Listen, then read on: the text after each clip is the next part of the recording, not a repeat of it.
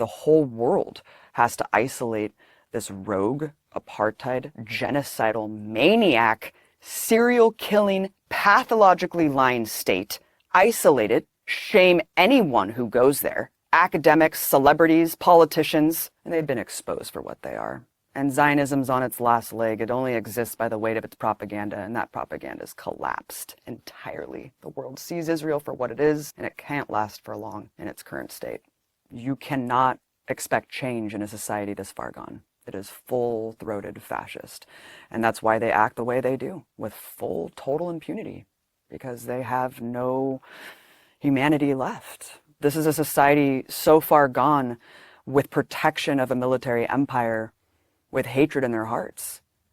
And we're seeing essentially the Fourth Reich today, marching forward, and there's no allied forces coming to save us. The Israeli Knesset just passed a law allowing the execution of Palestinian prisoners, but not Israelis. This is the true face of apartheid Israel. But this is nothing new.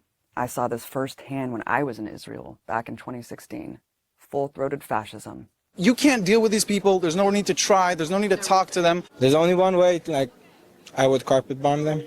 You would carpet bomb them? It's the only way you could deal with it. I didn't realize this. I didn't realize how viscerally, grotesquely genocidal Israelis were. How openly fascist they would be to anyone. Jews shouldn't marry Arabs. Shouldn't marry Arabs. Why do you feel strongly about that? Because Jews is a special nation that God gave it to the Jews. We don't want the Arabs to be here. They knew that they were on camera. That's what's so alarming to me too. I wasn't trying to hide. I wasn't doing gotcha journalism. I was going up with a camera and saying, generally, what do you think about the situation? I think Israelis have to take over and they have to kick them away. I was so horrified and alarmed at the genocidal rhetoric that was being espoused. Every single person, for every generation, every walk of life, they wanted ethnic cleansing. They said we should nuke them. One little girl laughing, we should kill all Arabs. Kill all Arabs. We need to kill Arabs. No. It shows you the impunity back then. The arrogance to just assume this is what you guys think too, right? You're an American, you agree with me. You guys have been doing the same thing. This is who we are. We're proud racists. We're proudly fascist. I felt like I was walking into Berlin in 1932. I really felt absolutely disgusted. I just couldn't believe what I was hearing. I mean, just walking a couple steps, and as white as I am, are you Arab? Are you Arab? And I'm like, what? I'm an American. Oh, good. We can talk about Arabs then. We can talk about how much we hate Palestinians. I saw the writing on the wall back then. I saw that there's no hope from within Israeli society. I went to rallies where they were calling to kick all the refugees out. You know, these were things that we're told Israel's a safe haven for Holocaust survivors, for genocide survivors. Well, why are all the African refugees put out in the middle of the Negev desert into a concentration camp? Why don't they want any African refugees there? They tokenize Ethiopian refugees, but then they make them take Depo-Provera birth control because they don't want them to reproduce. This is the nature of Israeli society. It's an ethno-state, and it's built on supremacy and hate, because that's what Zionism is. How many civilians have been killed in Gaza, from what you know? Who gives a shit? Okay, but don't you feel like, for example, children? Children grow up to be Arabs. You have to continue to expel, you have to continue to kill to keep that artificial majority in place. If you gave me a button to just erase Gaza, every single living being in Gaza would no longer be living tomorrow, I would press it in a second. I would press it right now. Give me that button and press it right now. There you go. And I think most Israelis would. During the Gaza genocide, to see people just proclaim out in the open the genocidal incitement. It's an entire nation out there that is responsible. אנחנו משמידים את כל מה שעוד נשאר מהרצועה ולא משאיר אבן על אבן, גם מים אנחנו לא צריכים לתת לרצועת עזה. אנחנו מפרקים את עזה ומשאירים אותה כאויי חרבות עם הרס מוחלט וחסר תקדים בעולם. זכור את אשר עשה לך עמלק, נצטווינו. אנו זוכרים ואנו נלחמים.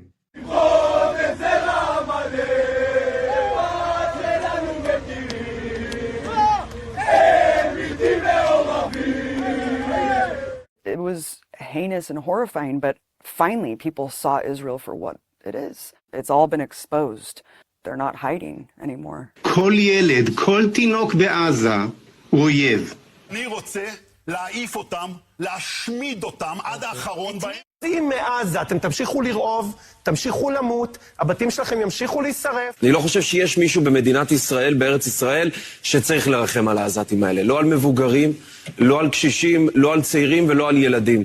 מבחינתי שירעבו למוות, מה אכפת לי מהם? אנחנו שורפים להם את הכפר. טוב שאנחנו שורפים להם את הכפר. Israel's propaganda is not working anymore because for the first time, Palestinians have been able to just show us the unvarnished truth of the reality that they endure on a daily basis. We see the settler terrorism. We see the people getting mowed down for doing nothing. We see the crimes every single day. You cannot hide genocide from us. So the propaganda has become cartoonish. I'm very puzzled by the constant concern which the world is showing for the Palestinian people and is actually showing for these horrible, inhuman animals. It's inverted just everything that we know to be true. Black is white, up is down. It's the most moral army in the world. We're a benevolent empire spreading human rights and democracy. Who the hell believes this anymore? So it's become silly. It's become absurd. The Israelis today saying that Hamas use Palestinians as human shields, do they? Killing the victims, then blaming the victims for killing themselves. I mean, what is this logic? They infantilize us. They treat us like children. This is a genocide happening in front of our eyes. We have, that word is, as you know, incredibly emotive, and the Israelis, as you know, will be saying that they are targeting Hamas only. It's become so obvious that we're being dictated to, that our reality is curated by tech overlords who are profiting off the infrastructure of genocide, of the surveillance of our lives. All of these things are interconnected.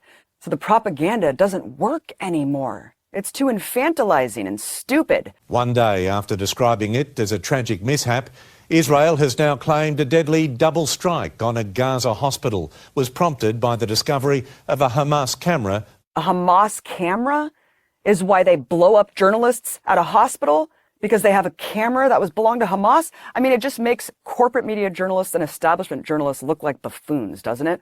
For towing this absurd propaganda that's so hollowed out and childlike. They should be ashamed of themselves. We have some really disturbing new information out of Israel. The Israeli Prime Minister's spokesman just confirmed babies and toddlers were found with their heads decapitated.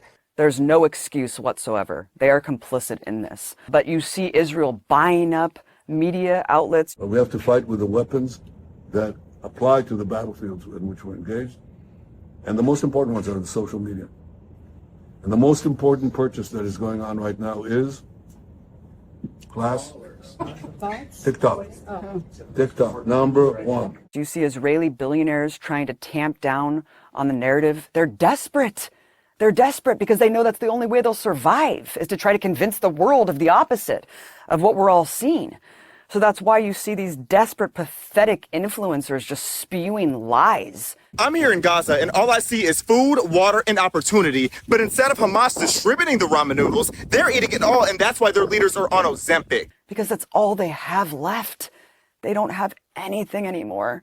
But it's too late. We're never going to forget what it looks like when Palestinians hold their children in plastic bags. No one can forget that. I'm never going to forget the sound of a drone emitting a crying baby so it can massacre children who come out of their homes. جماعة الخير كواد كابتر تطلق صوت أطفال الآن من مخيم إنصارات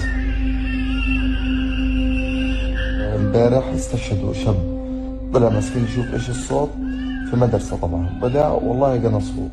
And get lured like a cat and mouse. No one's going to forget that. No one's going to forget what it looks like in Gaza today. You can't wash that away. You can't paper over that with degenerate propaganda, base level lies. No one's going to paper over the unvarnished truth of what we've all witnessed for years now.